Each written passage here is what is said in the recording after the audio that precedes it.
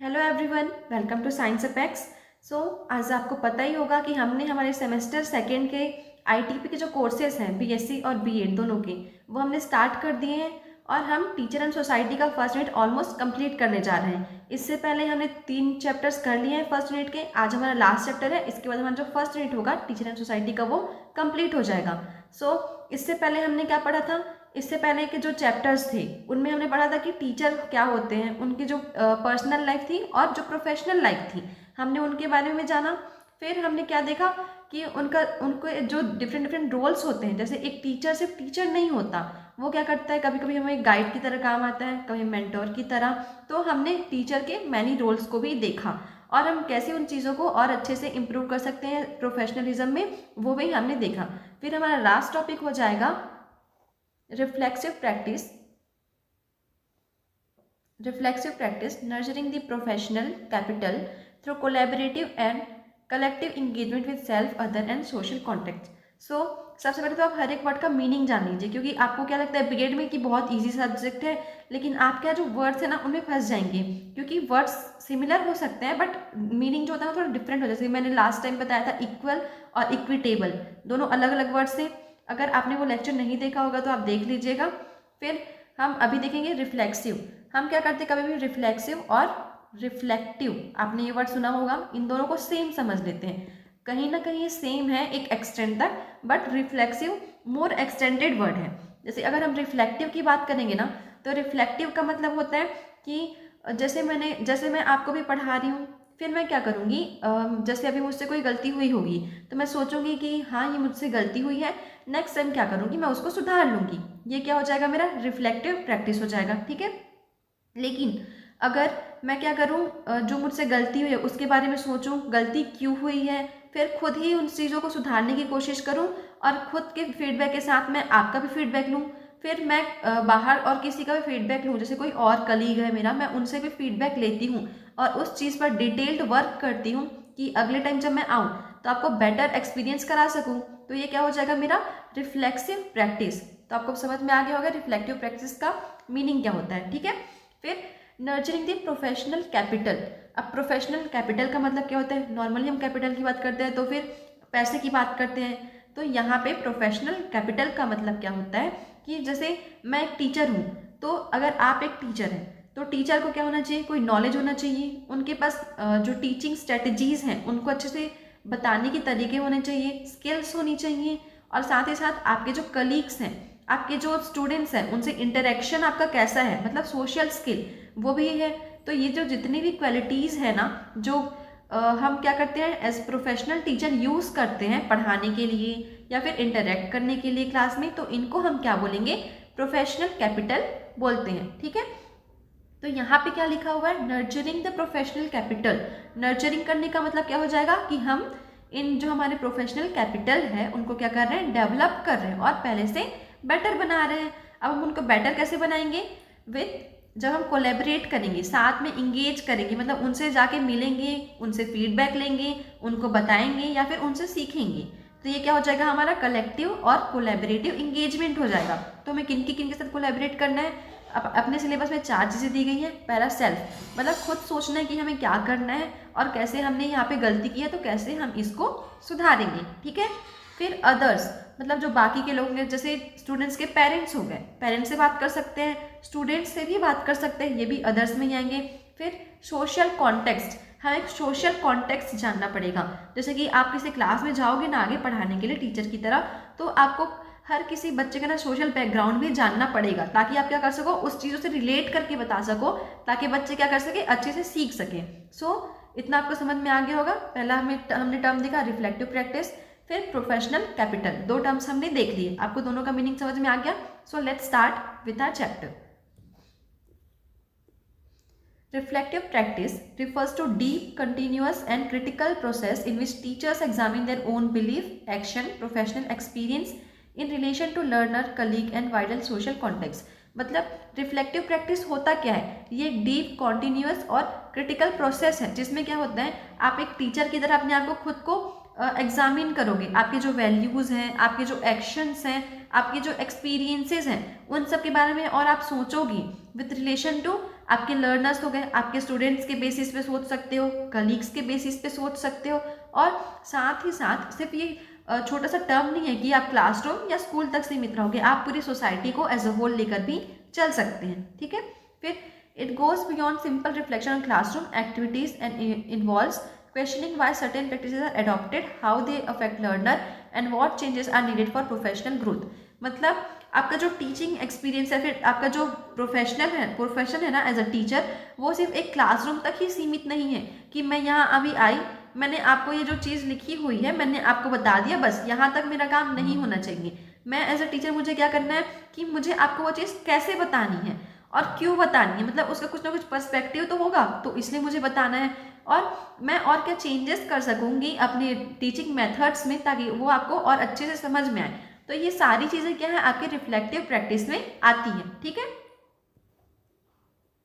फिर through reflective practice, अब reflective practice का मतलब हम क्यों कर रहे हैं, टीचर नर्चर्स प्रोफेशनल कैपिटल, जो हमने स्टार्टिंग में डील किया था। प्रोफेशनल कैपिटल मतलब क्या आ जाएगा, सबसे पहले हमारा ह्यूमन कैपिटल। ह्यूमन कैपिटल का मतलब जो मैं आपको बता रही हूँ, तो मुझे कुछ नॉलेज है, मुझे यहाँ पे बोलने का स्किल है, या फिर थोड़ा बहुत स्किल है या फिर नॉलेज है, तो उसके थ्रू ही मैं आपको बता पा रही हूँ, तो ये क्या है मेरा ह्यूमन कैपिटल है जो हर टीचर के अंदर होता है, और उसे हमें क्या करना पड़ता है, इनहेंस करना पड़ता है, जिसकी नर्सरिंग की हम यहाँ पे बात कर रहे हैं। फिर पहला हो गया ह्यूमन कैपिटल, दूसरा क्या है, सोशल कैपिटल। सोशल कैपिटल का मतलब हमारे रिलेशनशिप्स कैसे हैं, हमारे टीचर्स के साथ, मतलब हमारे कलीग्स के साथ हमारा इंटरेक्शन कैसे है, हमारे जो स्टूडेंट्स हैं उनके साथ हमारा इंटरेक्शन कैसे है।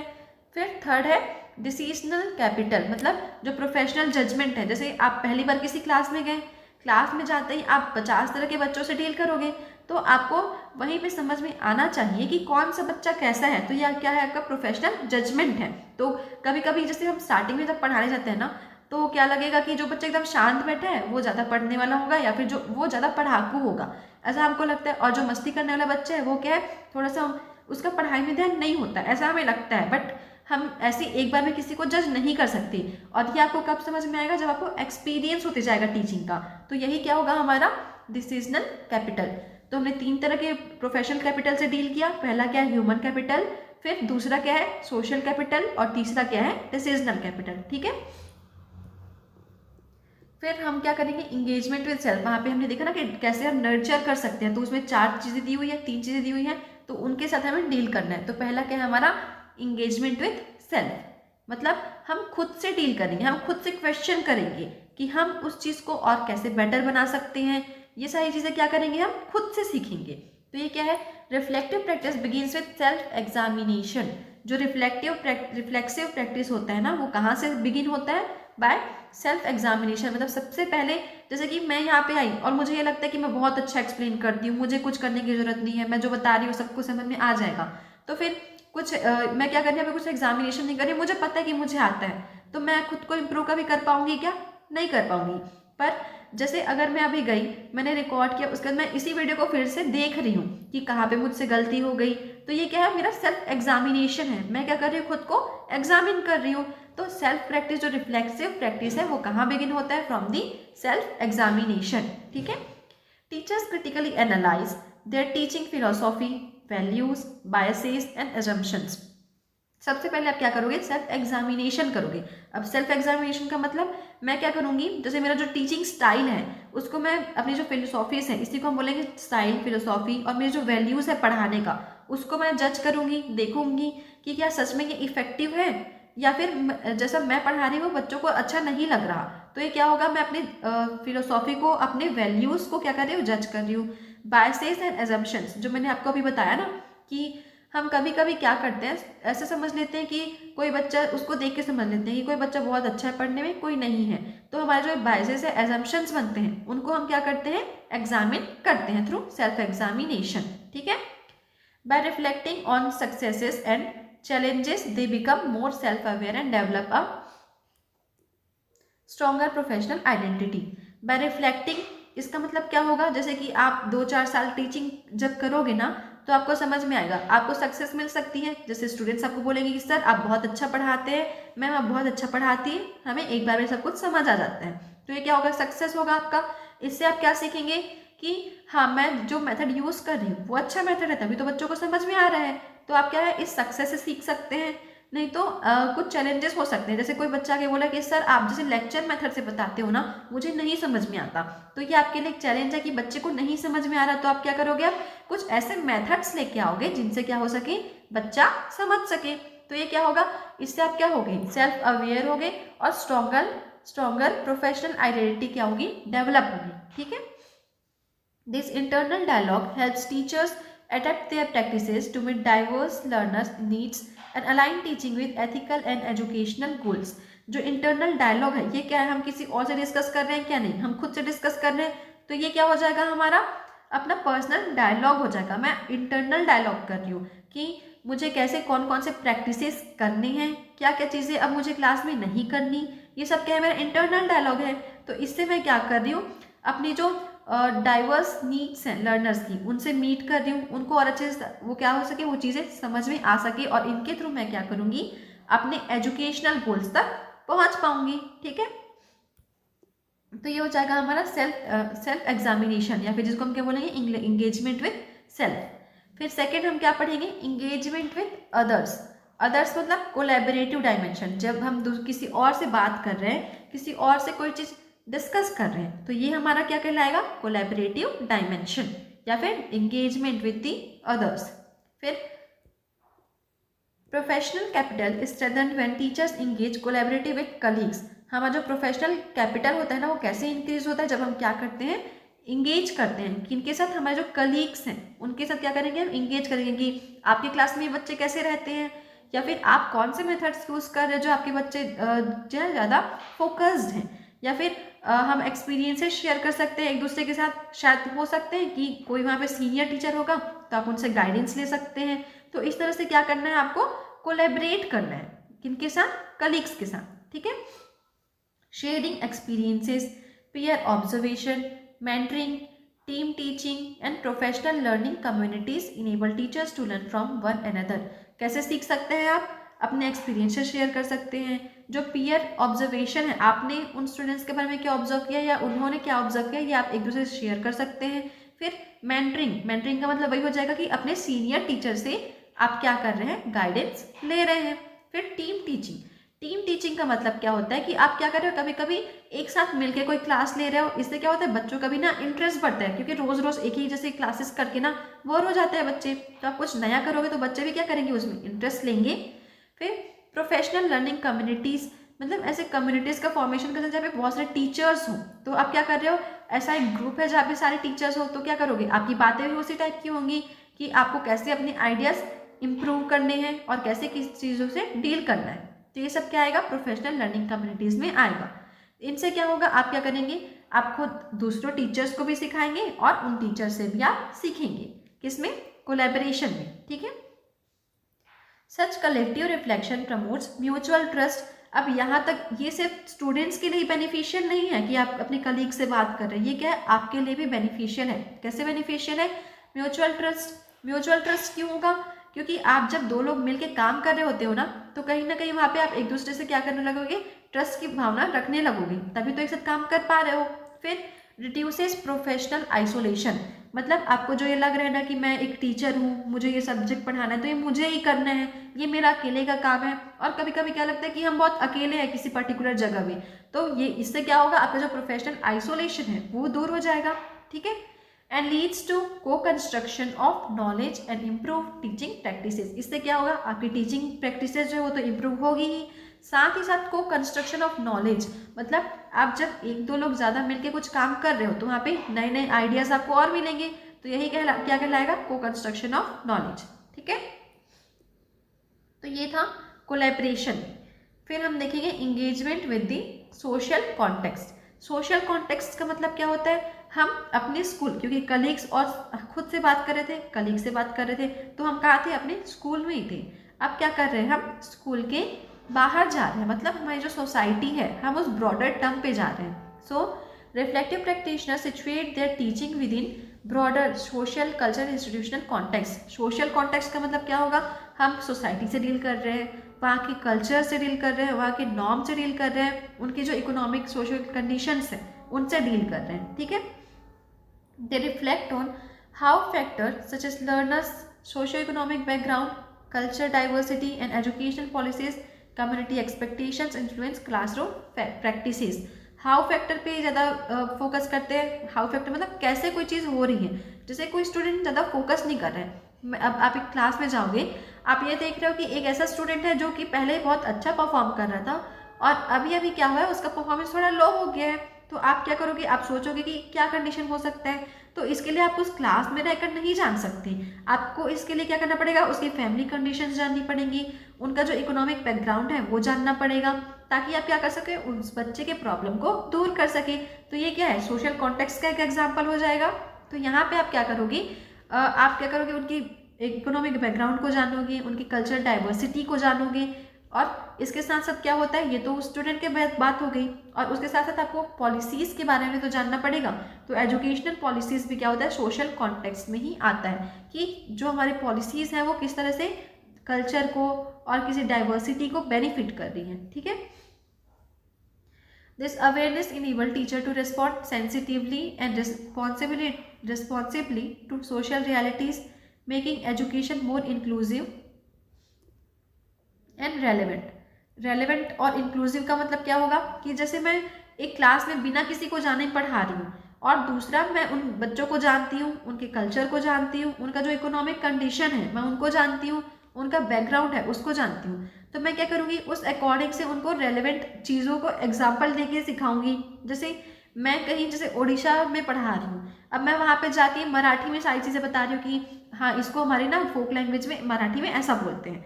तो बच्चे सीख पाएंगे क्या, नहीं, क्योंकि वो रेलेवेंट, उनके लिए वो रेलेवेंट ही नहीं है.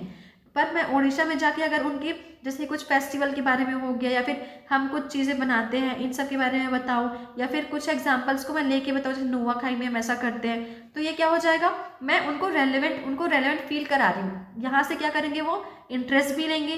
तो ये क्या हो जाएगा, हमारा रेलेवेंट एजुकेशन प्रोविजन हो जाएगा. फिर इंक्लूसिव का मतलब ये होता है कि मैं क्या कर रही हूँ, डिफरेंट टाइप्स के पीपल को, डिफरेंट टाइप्स के लर्नर्स को क्या कर रही हूँ, एक साथ बिना अनकंफर्टेबल फील करा एक ही क्लासरूम में बैठा के पढ़ा रही हूँ. इसका मतलब क्या होगा, दो अलग अलग जेंडर्स के लोग हो सकते हैं, दो अलग कास्ट के लोग हो सकते हैं, या फिर कुछ डिफरेंटली एबल्ड हो सकते हैं और कुछ नॉन डिफरेंटली एबल्ड हो सकते हैं. ये सब क्या कर सके, एक ही क्लासरूम में बैठकर पढ़ सके. तो इससे क्या होगा, ये एक क्या कहलाएगा, एक इंक्लूसिव क्लासरूम कहलाएगा. ठीक है. फिर कलेक्टिव प्रोफेशनल ग्रोथ, जैसे हमने भी 3 चीज़ें पढ़ी ना. पहला हमने क्या पढ़ा, रिफ्लेक्टिव विथ सेल्फ. फिर हमने दूसरा क्या पढ़ा, रिफ्लेक्टिव विथ कोलैबोरेशन, मतलब कलीग्स के साथ. फिर रिफ्लेक्टिव विथ सोशल कॉन्टेक्स्ट. हमने 3 चीज़ें पढ़ी. तो इन 3 चीज़ों में क्या है, कुछ ना कुछ बेनिफिट तो हो रहा होगा ना, तभी तो हम ऐसा कर रहे हैं. तो इससे क्या होगा, कलेक्टिव प्रोफेशनल ग्रोथ. हम जब एक साथ मिल के काम करेंगे विद इन दी सोसाइटी और विद दी कलीग्स, तो क्या होगा, हमारा प्रोफेशनल ग्रोथ तो होगा ही. और कैसा प्रोफेशनल ग्रोथ हो रहा है यहाँ पे, कलेक्टिव, मतलब सभी का विकास हो रहा है. ठीक है. When reflective practice becomes shared culture within school, it contributes to collective professional growth. जब हम क्या कर रहे हैं, एक साथ मिलकर कुछ काम कर रहे हैं, तो ये क्या होगा, हमारा प्रोफेशनल ग्रोथ भी कलेक्टिव कहलाएगा. Teachers develop inform professional judgement, engage in evidence-based decision making and participate actively in school improvement initiatives. जब हम एक साथ मिलकर कुछ काम करेंगे ना, तो उसका जो फल होगा वो भी ज़्यादा अच्छा मिलेगा. तो हम क्या कर पाएंगे, जैसे मैं अगर अकेले ही रह रही हूँ, आइसोलेशन में ही रह रही हूँ, तो मेरा क्या रहेगा कि मैं अपने क्लास में जाऊँगी, क्लास में पढ़ाऊँगी, फिर आ जाऊँगी. अपने क्लास में मैं अच्छे से पढ़ाऊँगी, लेकिन मैं स्कूल पे उतना फोकस नहीं करूँगी. लेकिन जब हम क्या करते हैं, कलेक्टिवली काम करते हैं ना, जैसे मैं कलीग्स के साथ इंटरेक्शन कर रही हूँ, तो इससे क्या होगा कि वो मुझे कुछ बता रहे हैं, मैं उन्हें कुछ बता रही हूँ, और कहीं ना कहीं हमें वी या फिर आर वाली फीलिंग आएगी, मतलब आर स्कूल वाली फीलिंग आएगी. तो मैं क्या करूँगी, अब अपने स्कूल के लिए भी कुछ अच्छा करने की कोशिश करूँगी.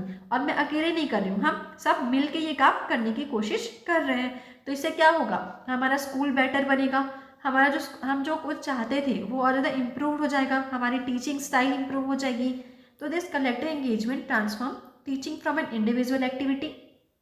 इससे क्या हो रहा है, हमारा जो कलेक्टिव एंगेजमेंट था, इससे हमारा इंडिविजुअल एक्टिविटी क्या हो रहा है, सोशली इमिडिएट प्रोफेशनल प्रैक्टिस में चेंज हो रहा है. तो ये क्या कहलाएगा, हमारा कलेक्टिव प्रोफेशनल ग्रोथ. क्यों हो रहा है, क्योंकि हमने कोलैबोरेट किया with colleagues and with the social context. ठीक है.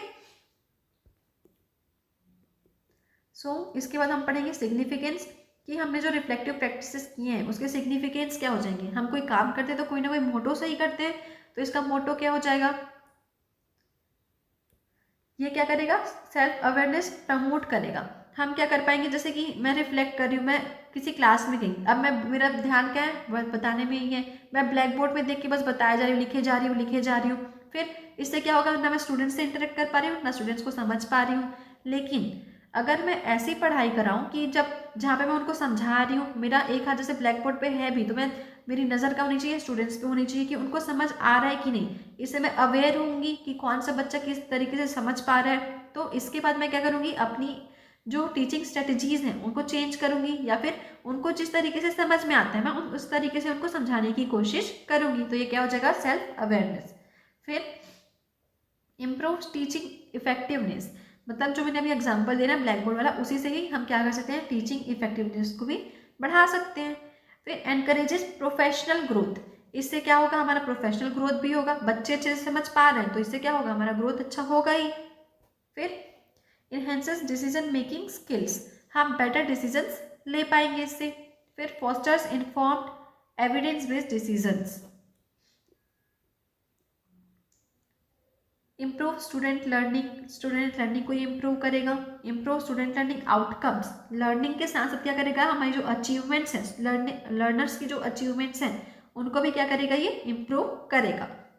Builds ethical and responsible practices, ये क्या करेगा, एथिकल और रिस्पॉन्सिबल प्रैक्टिसेस को बिल्ड करेगा, जिससे हम क्या करेंगे, अच्छे से क्लास में पढ़ा पाएंगे, और जो एक रिस्पॉन्सिबिलिटी की जो फीलिंग होती है, अकाउंटेबिलिटी की, वो क्या होगी, हमारे अंदर आएगी। ठीक है।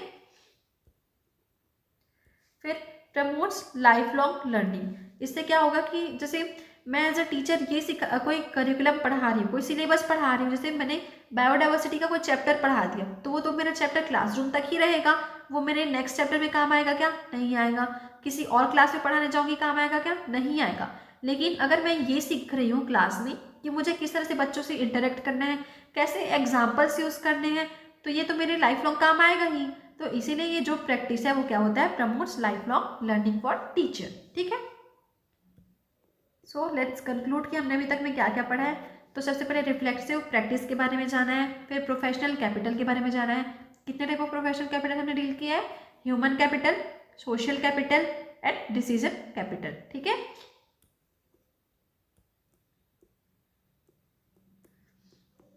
इनमें क्या देखा हमने, रिफ्लेक्टिव प्रैक्टिस फॉर टीचर्स में सबसे पहले इंगेजमेंट विद सेल्फ, खुद को एग्जामिन किया, सेल्फ एग्जामिनेशन। फिर एनालाइज फिलोसॉफी, मतलब मैंने खुद की वैल्यूज़ को देखा कि मैं कैसे पढ़ा रही हूँ। फिर उन चीज़ों को मैंने क्या किया, रिफ्लेक्ट करने की कोशिश की, मुझे कुछ चैलेंजेस मिले, कुछ सक्सेस मिली, इन फिर मैंने क्या नहीं किया, मैंने क्या किया, रिफ्लेक्ट किया। फिर डेवलप प्रोफेशनल आइडेंटिटी, अब इसके थ्रू क्या होगा, मेरा एक प्रोफेशनल आइडेंटिटी डेवलप हो जाएगा। सबसे पहले मैंने एग्जामिन किया, फिर एनालाइज किया कि मैं क्या गलती कर रही हूँ, फिर अपने जो स्ट्रगल्स थे, कन्फ्लिक्ट्स थे या फिर सक्सेस थी उसको रिफ्लेक्ट किया कि हाँ मैं इनको सुधारूंगी, या फिर जो मैं अच्छे से कर रही थी उसको मैं कंटिन्यू अच्छे ही करती जाऊंगी। तो इससे क्या होगी, मेरी एक अच्छी प्रोफेशनल आइडेंटिटी डेवलप हो जाएगी। Adapt to diverse learners needs, हमें क्या करना पड़ेगा, जो लर्नर्स की नीड्स हैं उनके अकॉर्डिंग अपने टीचिंग स्ट्रेटेजीज को डेवलप करना पड़ेगा। इंगेजमेंट विद अदर्स, दूसरों के साथ हम क्या कर रहे हैं, इंगेज कर रहे हैं। तो पहले क्या हो जाएगा, कोलैबोरेटिव डायमेंशन है ये, मतलब हम क्या कर रहे हैं, दूसरों के साथ जाके मिलके बात कर रहे हैं, तो इसको हम क्या बोलेंगे, कोलैबोरेटिव डायमेंशन बोलेंगे। एंड पीयर ऑब्जर्वेशन मेंटरिंग, हमें क्या करना है, कोलैबोरेट करके, मतलब कोलैबोरेटिव में होगा क्या, हम क्या करेंगे, मेंटर करेंगे एक दूसरे को, और ऑब्जर्वेशन दिखाएंगे, मतलब जो हमने ऑब्जर्वेशंस देखे हैं पीयर्स में वो एक दूसरे को शेयर करेंगे। फिर प्रोफेशनल लर्निंग कम्युनिटीज़ का फॉर्मेशन हम करेंगे। को कंस्ट्रक्शन ऑफ नॉलेज, जहाँ पे 2-4 लोग मिलके कोई काम करेंगे, वहाँ कोई ना कोई अच्छा आइडिया तो जनरेट होगा ही, तो उसको हम क्या बोलते हैं, को कंस्ट्रक्शन ऑफ नॉलेज। फिर रिड्यूस प्रोफेशनल आइसोलेशन, हमारा जो प्रोफेशनल आइसोलेशन होगा वो भी क्या हो जाएगा, दूर हो जाएगा, बिकॉज हम क्या कर रहे हैं, एक दूसरे के साथ मिलके काम कर रहे हैं। ठीक है। फिर engagement with social context, social context मतलब हम क्लासरूम और स्कूल के बाहर जाके क्या करने की कोशिश कर रहे हैं, दूसरों के साथ इंटरेक्ट करने की कोशिश कर रहे हैं। पेरेंट्स हो सकते हैं, हमारी सोसाइटी हो सकती है, जहाँ पे जिन सोसाइटी के स्टूडेंट्स को हम पढ़ा रहे हैं। ठीक है। ये क्या होगा, एक ब्रॉडर कॉन्टेक्स्ट है। लर्नर्स बैकग्राउंड एंड डाइवर्सिटी, हमें वहाँ जाके क्या देखना है कि लर्नर की बैकग्राउंड कैसी है और वो किस डाइवर्सिटी से बिलोंग करता है। एजुकेशनल पॉलिसीज़ के बारे में जानना है हमें। फिर inclusive and relevant education, inclusive and relevant education क्या कर सकते हैं हम, प्रोवाइड करा सकते हैं। क्यों? क्योंकि अब क्या है, हम स्टूडेंट्स के बैकग्राउंड को, उनकी फैमिली कंडीशंस को जानते हैं। ठीक है, यहाँ पे एजुकेशन पॉलिसी जो है वो सोशल कॉन्टेक्स्ट में क्यों आया, ऐसा आपको क्वेश्चन आ सकता है। तो एजुकेशन पॉलिसीज़ क्या है, जैसे अभी एनईपी आया है, तो एनईपी क्यों आया है, मतलब उसका जो एम है वो क्या है कि हर जो कंडीशन के बच्चे हैं उन तक क्या हो सके, एजुकेशन पहुंच सके। हमने क्या किया है, 3 लैंग्वेजेस को अडॉप्ट किया है। 3rd लैंग्वेज क्या है, हमारी लोकल लैंग्वेज है। तो ये सारी चीज़ें क्या है, ये दोनों सोशली, मतलब ये दोनों एक दूसरे से इंटरकनेक्टेड हैं। इसीलिए एजुकेशन पॉलिसी को भी जानना बहुत ज़रूरी है फॉर सोशल कॉन्टेक्स्ट। ठीक है, ताकि हम क्या कर सके, अपनी एजुकेशन पॉलिसीज़ को उस तरह से मोल्ड कर सके, मॉडिफाई कर सके कि उस पर्टिकुलर एरिया के बच्चे क्या कर सके, उन चीज़ों को समझ सके। ठीक है, फिर रेस्पॉन्ड टू सोशल रियलिटीज़, मतलब जैसे कि मैं अगर ये सोच रही हूँ कि मैं बच्चों से बहुत अच्छा प्रोजेक्ट बनाऊंगी, महंगे आर्ट क्राफ्ट जो होते हैं उनको लेके क्या करेंगे बच्चे, कुछ अच्छा सा प्रोजेक्ट बनाएंगे। और मैं कैसे जगह पे पढ़ा रही हूँ जहाँ के बच्चे थोड़े से सोशो इकोनॉमिक पुअर कंडीशन के हैं, तो ये क्या होगा कि मैं ऐसे करा सकती हूँ क्या उन बच्चों को, नहीं, मुझे क्या करना पड़ेगा, उनको जो उनकी सोशल रियलिटी है उसको देखना पड़ेगा, उसको रिस्पॉन्ड करना पड़ेगा और उसके थ्रू ही उनको हर चीज़ करानी पड़ेगी। ठीक है, इसीलिए सोशल कॉन्टेक्स्ट को जानना बहुत ज़्यादा ज़रूरी हो जाता है सब टीचर। ठीक है, फिर collaborative professional growth, collaborative professional growth मतलब अभी हमने खुद से इंटरेक्ट किया, उसके बाद टीचर्स के साथ इंटरेक्ट किया, उसके बाद पेरेंट्स के साथ और सोसाइटी के साथ इंटरेक्ट किया, तो इसका कुछ ना कुछ प्रॉफिट तो होगा। तो क्या प्रॉफिट है, शेयर्ड स्कूल कल्चर, हम क्या कर रहे हैं, अपने स्कूल कल्चर को शेयर कर रहे हैं। फिर informed professional judgement, evidence based decision making, school improvement initiatives and socially innovational practices. ठीक है, तो इतना था हमारा रिफ्लेक्टिव प्रैक्टिसेस फॉर टीचर्स। और इसके बाद हमने क्या देखा है, सिग्निफिकेंस भी देख लिया है। सो यहाँ पे हमारा जो चैप्टर है वो कंप्लीट होता है, जो यूनिट है पूरा वो भी कंप्लीट हो गया हमारा। टीचर सोसाइटी का जो फर्स्ट यूनिट था वो। अब आपको अगर नेक्स्ट जो यूनिट है उसके भी लेक्चर्स चाहिए होंगे तो आप हमारे चैनल को सब्सक्राइब कर दीजिए, ताकि आपको इन्फॉर्मेशन मिल सके कि हमारे जो आगे के लेक्चर्स आने वाले हैं, या फिर जो बीएससी के भी लेक्चर्स हैं, जैसे बीएससी में आपके सब्जेक्ट्स हो जाएंगे केमिस्ट्री, जूलॉजी और बॉटनी, उनके भी लेक्चर्स आपको यहाँ पे प्रोवाइड हो जाएंगे। ठीक है, तो अगर आपको चैनल लेक्चर्स अच्छे लगे हो तो लाइक कर लीजिएगा और सब्सक्राइब कर लीजिएगा। Thank you.